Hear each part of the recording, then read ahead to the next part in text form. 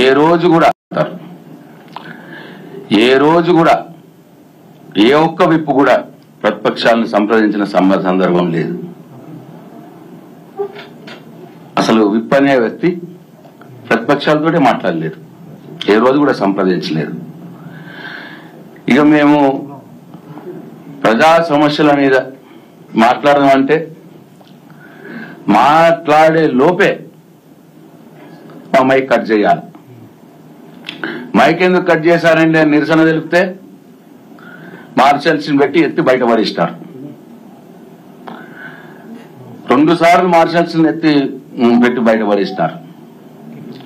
ఇంత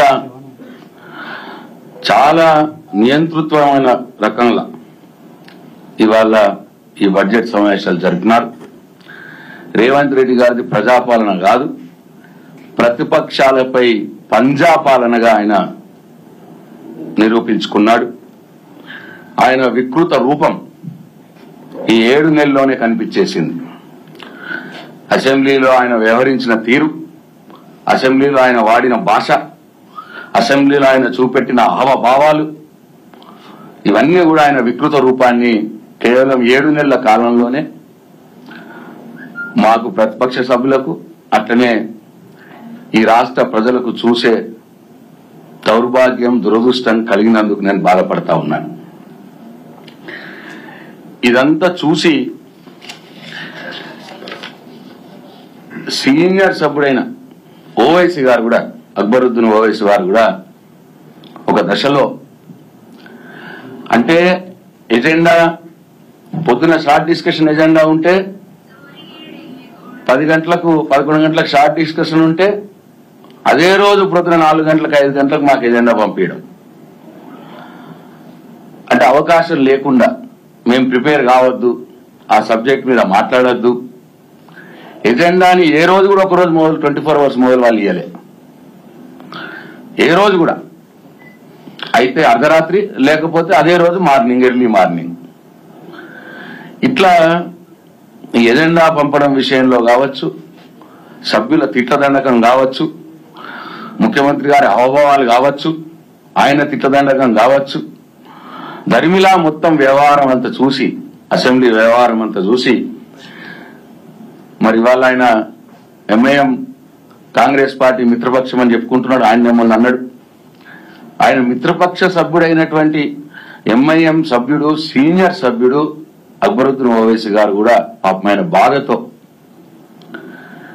అంటే ఈ వ్యవహారాన్ని అంతా చూసి 25 సంవత్సరాలుగా నేను సభలో ఉన్నాను, ఇంత అధ్వాన్నంగా సభ నిర్వహించడం నేను ఎప్పుడు చూడలేదు అని ఆయన ఆన్ రికార్డ్ మాట్లాడినాడు అక్బరుద్దీన్ ఓవైసీ గారు.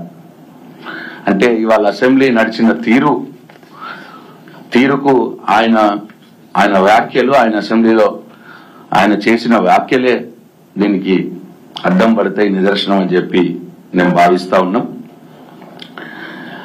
రేవంత్ రెడ్డి గారు జనరల్ గా ముఖ్యమంత్రి గారు అంటే ఏంటి, సభకు సభానాయకుడిగా పరిగణించాలి.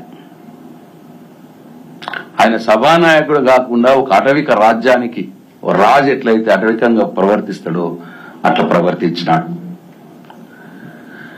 ఎప్పుడైతే స్పీకర్ గారి దయతో ప్రతిపక్షంకు ఎప్పుడైనా డిస్కస్ చేయడానికి అవకాశం దొరికినప్పుడు, మైక్ దొరికినప్పుడు మా సభ్యులు కేటీఆర్ గారు కావచ్చు, హరీష్ రావు గారు కావచ్చు, పల్లా రాజేశ్వర రెడ్డి గారు కావచ్చు, జయకిషన్ రెడ్డి గారు కావచ్చు, సబితా ఇంద్రారెడ్డి గారు కావచ్చు, వివేక్ గారు కావచ్చు, అట్లనే అనిల్ జాదవ్ గారు కావచ్చు, ఇట్లా ఎప్పుడైతే వాళ్ళు మంచిగా మాట్లాడుతున్నారో, సబ్జెక్ట్ మీద మంచిగా మాట్లాడి ప్రతిపక్షాన్ని పైచేయి అవుతున్నదో, ఆ సందర్భంలో ముఖ్యమంత్రి రేవంత్ రెడ్డి గారు ఒక అటవిక రాజుగా రూపాంతరం చెంది సభలోకి వచ్చేసి ఇష్టమైన తప్పుడు పత్రాలు తీసుకొచ్చేసి అవి చదివి మమ్మల్ని తిట్టి సభని తప్పుదారి పట్టించే కార్యక్రమం చేసినాడు.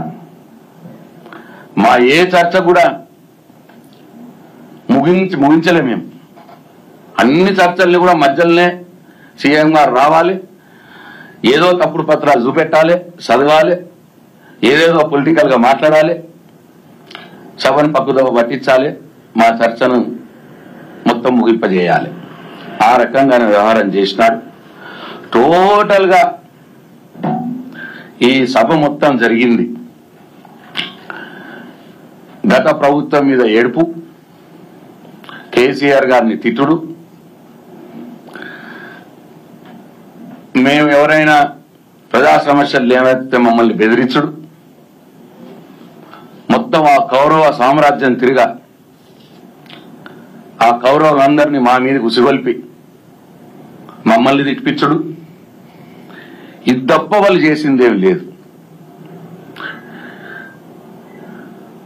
మొత్తం ఎంత విచిత్రం అంటే అసలు కేసీఆర్ తెలంగాణకి ఏం చేయలేదు అంటాడు ఆయన. ఫైనల్ గా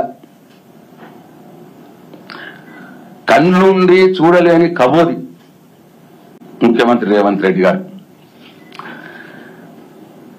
ఏమీ చేయలేదన్న మాట అంటే కేసీఆర్ ఆనవాళ్లు చెరిపేసే ఒక కుట్రలో భాగంగా కేసీఆర్ తెలంగాణకి ఏం చేయలేదు, కేసీఆర్ తెలంగాణ ఉద్యమంలో ఏం చేయలేదు, ఇట్లా ఈ రకమైనటువంటి ఒక దౌర్భాగ్యమైన వాక్యాలు తప్పిస్తే ఈ అసెంబ్లీలో వాళ్ళు చేసిందేమి లేదు. వాళ్ళు ఏం చేస్తారో చెప్పలేదు, ఏం చేసినామో చెప్పలేదు. మా మీద ఏడ్చుడు, కేసీఆర్ని తిట్టుడు, గత ప్రభుత్వం మీద నిందల మోపుడు, బుర్రదల్లుడు, మమ్మల్ని బెదిరించుడు, మమ్మల్ని అవమానాలు చేసుడు, అది తప్పిస్తే ఈ సభలో జరిగిందేమి లేదు. అది మీరు చూసినారు, మొత్తం తెలంగాణ రాష్ట్ర ప్రజానీకం కూడా చూసింది.